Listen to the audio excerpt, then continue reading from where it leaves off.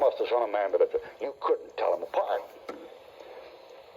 Christians in America today, you know what they're like? They're like dogs. Now, I've had a German Shepherd around me somewhere for 25, 30 years.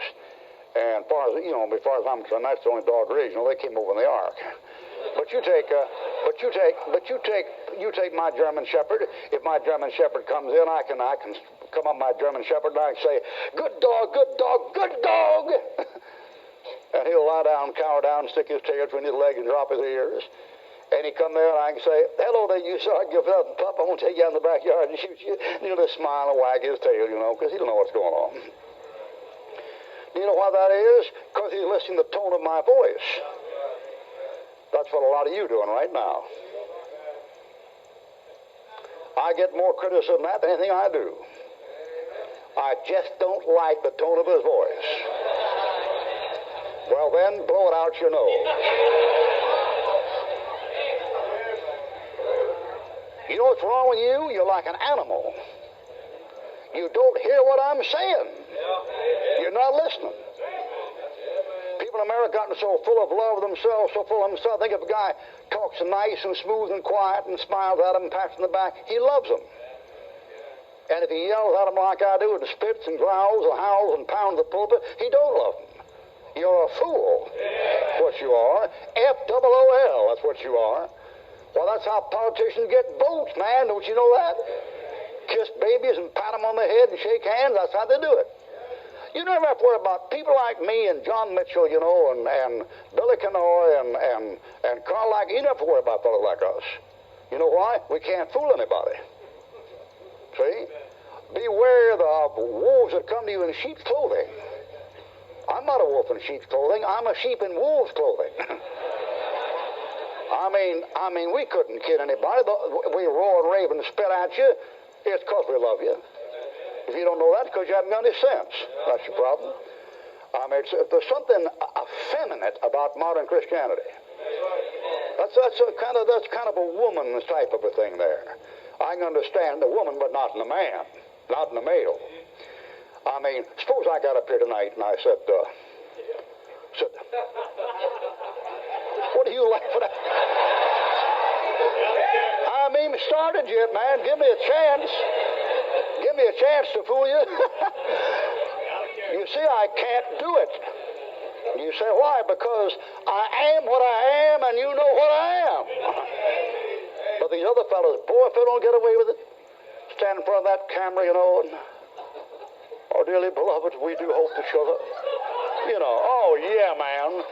And then farewell, and we hope that you enjoy having this thing tonight.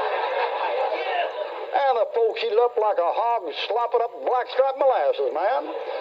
And if I got up there and I said, dearly beloved, as I look across the sea of radiant faces and see all these talented young people and these wonderful people that love God and are sharing the love of Christ with others, I'm so excited about the things that God has.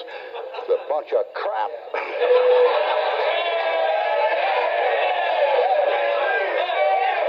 Some folks just lick that stuff up, and lick that stuff up, and lick that stuff up.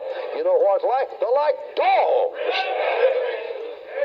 I've tried to stretch my imagination. I can't imagine a red-blooded male listening to Chuck Swindoll or John MacArthur for more than 15 minutes without going to sleep.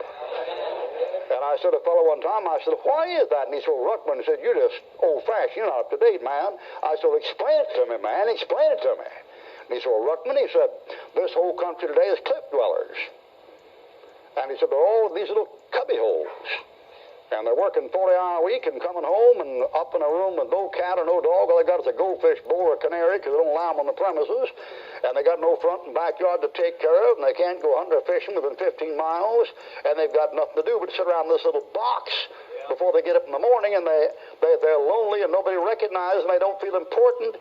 And they want this syrup poured all over to make them feel good. So these preachers get up and pour it on them. Yes, they do. I guess I don't understand it. I can't imagine, honest to God, man, I can't imagine a commercial fisherman or a construction man or an infantryman listening to Chuck Swindoll long enough to find out what he's saying. Yeah. But they do. Now, the thing is, it's an imitation. It's a counterfeit. Why? Let me show you how great it is. See that word right there? That word in the Old Testament is Messiah.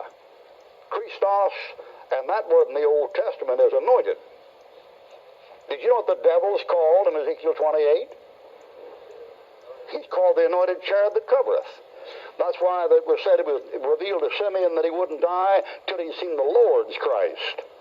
Peter says, the rulers of this world are gathered against the Lord and his Christ. There are two of them. That's a title. That's not a name. Now, I'm an ordained Southern Baptist minister. And I was ordained in the largest church in the association, the Escambia Bay, and my pastor was moderator of the association when I was ordained. And we used to have every year in the Southern Baptist churches what we call a simultaneous revival. And all the Baptist churches get together, have these spring revivals at the same time, inviting their people to talk and teach and preach. And out in the front yard we had a sign. Every church had a little sign in front. It said, Jesus Christ is the answer. That was in 1950, 51, 52. Then that was changed. And it said, Christ is the answer. 1953, 54, 55, 56. And then finally the convention got a TV program called This is the Answer. Somebody backslid through there somewhere. They went from Jesus to Christ to a neuter, to this. These things are close. They're so close you couldn't possibly tell them apart. It's a wolf in sheep's clothing. This fella here is a counterfeit. He's not the real thing. All right, now up he shows. Now, let's see if we can locate this fella. Take your Bible and turn to Revelation chapter 13.